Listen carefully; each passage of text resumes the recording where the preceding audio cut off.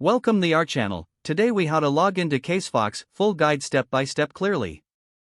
To log into CaseFox, start by opening your preferred web browser. In the address bar, type in the official CaseFox website URL. Press the enter key to load the page. Once the website is loaded, locate the login button. This button is usually found at the top right corner of the homepage. Click on the login button to proceed.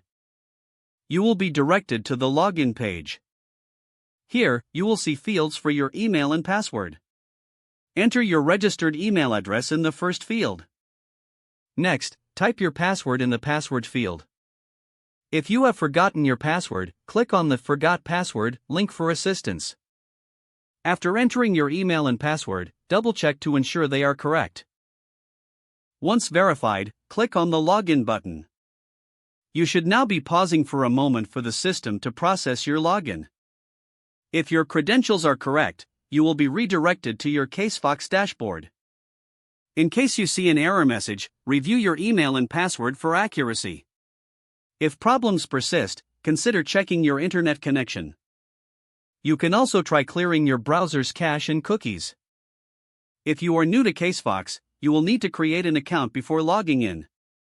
To do this, return to the home page and click on the Sign Up option. Fill out the necessary information to create your account. Once your account is set up, you can follow the login steps outlined earlier.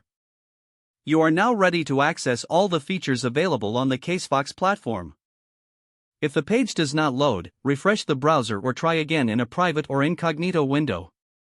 Make sure you are using the correct email address, then retype it carefully to avoid small typos.